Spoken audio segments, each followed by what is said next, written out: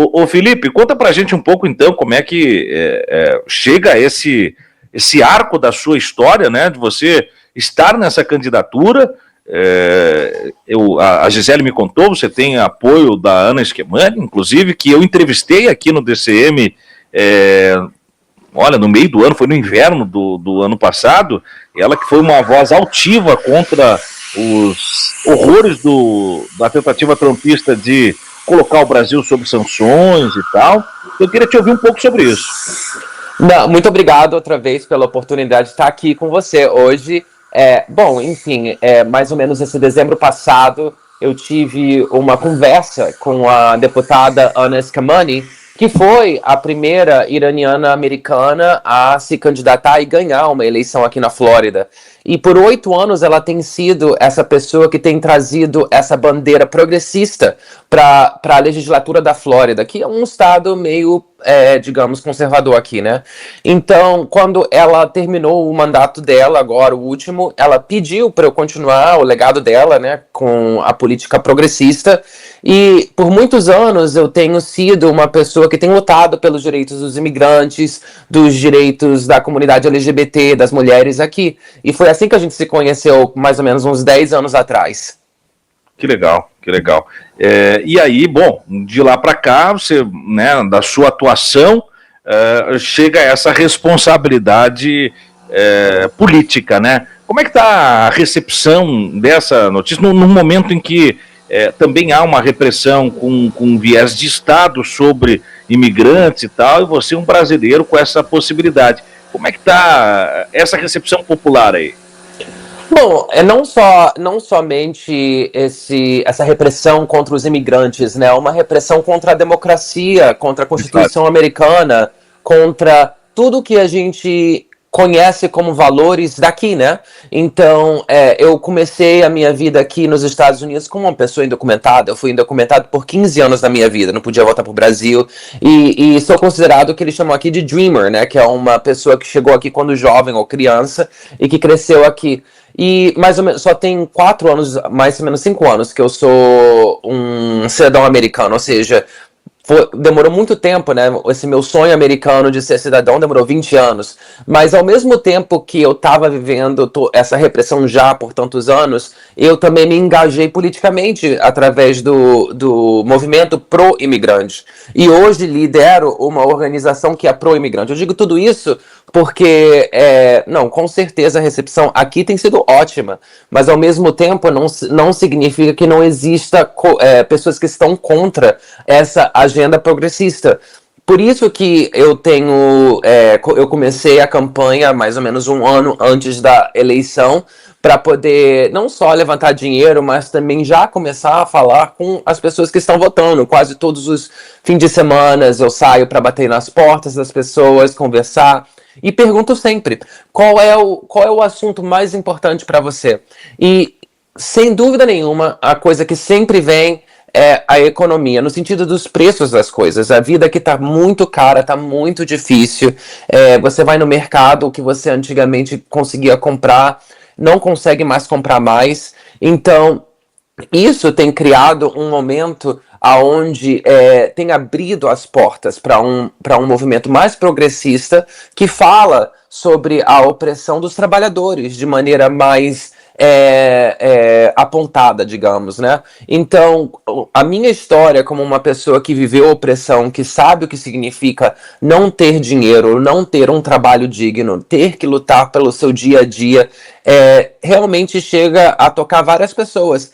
E como a pessoa que veio antes de mim falou, existe sim uma resistência grande contra também o que está acontecendo aqui. Sei que às vezes, você, talvez no Brasil, escutando tudo o que está acontecendo, né, talvez parece que não tem muita esperança, né? Mas aqui os protestos estão grandes, gigantes, e tá realmente tocando o coração de todo mundo. Então, a minha história sim está trazendo uma maneira diferente de pensar sobre a imigração. Porque aqui nós temos uma oportunidade de, no meio desse caos todo, né, que está sendo criado pelo Trump, que está sendo criada pelo governador DeSantis aqui na Flórida, de mandar a primeira pessoa que foi indocumentada para a legislatura da Flórida e, ao mesmo tempo, o primeiro brasileiro também. Você falou do DeSantis agora, e até mais cedo, quando eu anunciei a sua entrada aqui, o perfil Galo Guerreiro mandou assim, ó, o Lazabalei precisa vencer e fazer o DeSantis dançar. Como é que tá também as questões na estrutura piramidal do Trump para baixo, falando de governadores e de outros parlamentares republicanos que engrossam o caldo desse conteúdo, em especial esse personagem, o governador DeSantis aí, ô Felipe? Bom, o governador DeSantis, ele tem vontade de ser presidente, né? Isso não é, assim, uma novidade para ninguém, né? Então ele está fazendo tudo isso para chegar na agenda nacional, porque esse é o último ano dele, né, aqui como governador. Mas ele é conhecido por ser uma pessoa que vai contra a comunidade LGBT, vai contra a comunidade imigrante, a comunidade afro-americana, as mulheres, enfim, ele tá atacando todo mundo, né? Mas com essa intenção. E, ao mesmo tempo, existe, né, esse movimento contra ele que está cada dia mais forte, né? Então, conforme ele vai perdendo força, a gente vai ganhando mais força. Então, com certeza, é realmente um momento histórico com essa candidatura, porque aqui tem uma pessoa que foi indocumentada, que é uma pessoa da comunidade LGBT, que é uma pessoa que vem de um laço trabalhador, né? Não nasci rico, não nasci com as conexões que geralmente vêm para pessoas que são que trabalham na política, né? E essa história que é mais ou menos totalmente diferente, né? Do que eles estão falando, o que significa ser uma pessoa americana. E o que eu sempre digo é o seguinte: a minha história e a história dos imigrantes é uma das histórias mais americanas que tem. É a história de pessoas que vieram do nada, que trabalharam todos os dias, que chegaram de outros países e construíram uma vida aqui. Então, a nossa vida, a nossa história também faz parte dessa grande história que é a história americana, que é inclusive a história da Ana, né? Porque a Ana também é filha de imigrante. Uhum. Aí você mantém o legado. Antes das eleições que ocorrem em novembro, tem as prévias do Partido Democrata, mas isso não deve ser problema, né, Felipe? Não sei, pelo menos pelo que eu conversei com a Gisele, com a turma, está tudo encaminhado para a sua candidatura, ou tem ainda algum outro percalço?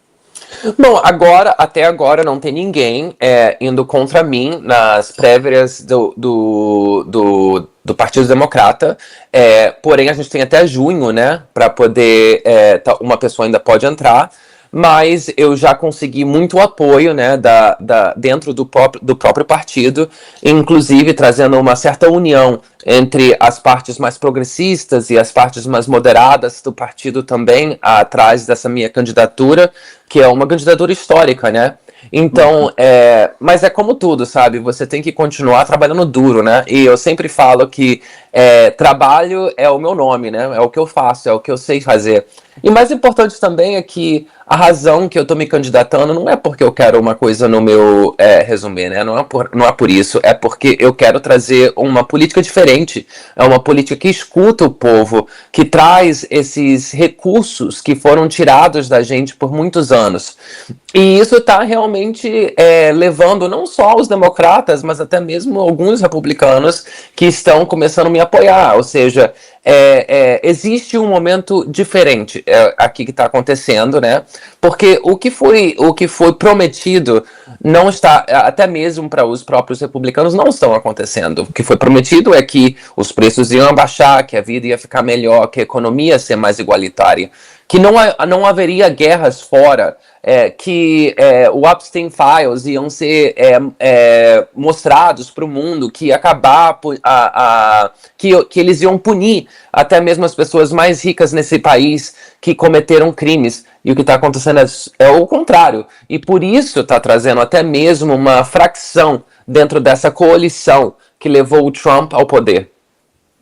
É muito curioso e eu fico muito confortável, feliz de receber a tua candidatura e saber da potência dela, né, e o endosso de nomes fortes, numa região dos Estados Unidos onde nós aqui no Brasil temos, por vezes, até a impressão, eu queria que você falasse um pouco mais sobre o público brasileiro, em especial, que está hoje aí na Flórida, mas aquela coisa assim os bolsonaristas, quando saem daqui, vão para lá, né? É o reduto, vamos dizer assim, da cúpula da reunião, inclusive dos golpistas, do alto escalão que fugiram, foram para a Flórida e tal, né, aquela coisa toda.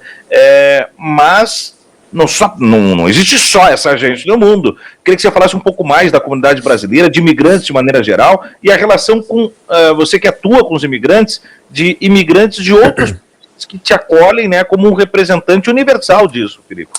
Não, com certeza. Então, primeiro que a comunidade brasileira aqui é bem representativa, né? Nós temos um número bem grande de brasileiros morando aqui na região de Orlando, né? Na Flórida inteira, mas na região de Orlando temos muitos, né? Inclusive tem até alguns lugares que a gente chama de Little Brazil. Não tem esse o nome, mas a gente chama, porque quando você vai lá, todo mundo só fala português, né? Então, a gente vai lá comer pão de queijo, enfim, tá entendendo? Nós estamos ainda assim vivendo, né, a nossa própria cultura aqui. Claro que existe, né, essa diferença entre as pessoas que são mais conservadoras do Brasil e as pessoas que são mais progressistas, assim como no Brasil também tem, né?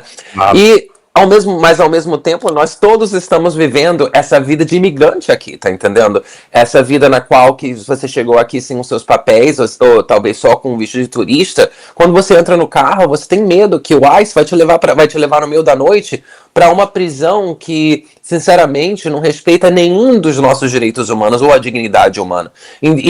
Nesse momento agora, todos nós estamos sendo tocados sobre esse assunto. Qualquer pessoa que conhece um imigrante aqui conhece alguém que foi preso, alguém que foi detido, alguém que talvez esteja no meio do Everglades e a gente não sabe como chegar até eles. Todos nós estamos vivendo esse momento juntos, entendeu? E como eu disse, aquela própria mentira, né, que foi dita pra gente que eles iam só prender os criminosos, enfim, tudo aquilo, tá bem claro que não é o que tá acontecendo. Então, existe esse momento na qual eu acho que nós podemos convidar essas pessoas que talvez fossem mais conservadoras a vir para o nosso lado, né? E até mesmo pensar bem como nós podemos fazer um discurso no qual convida, né? Claro que eu, obviamente, sou contra o Bolsonaro, né?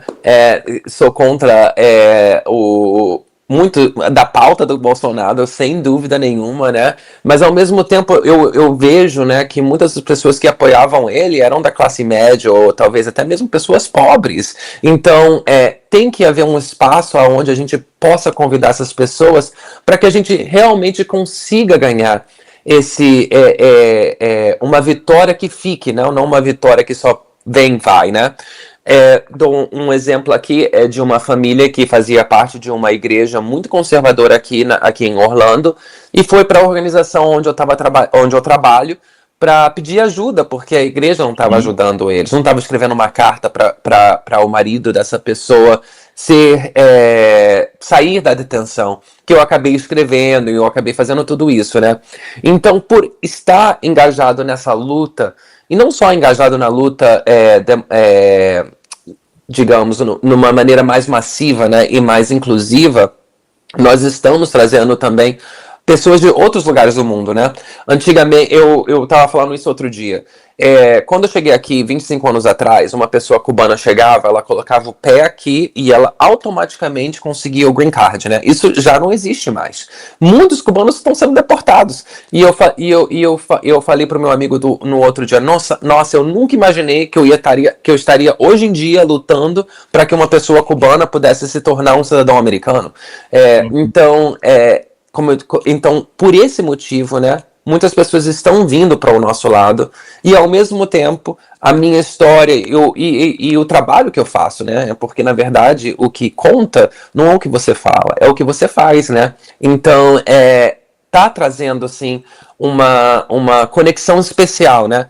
E, além disso tudo, o fato de eu ter sido um dreamer, né? Ter tido DACA antes de ser cidadão americano, todas essas situações específicas que eu vivi também sensibilizam até mesmo as pessoas que talvez não sabem exatamente como se sentir sobre uma história de imigrante como a minha.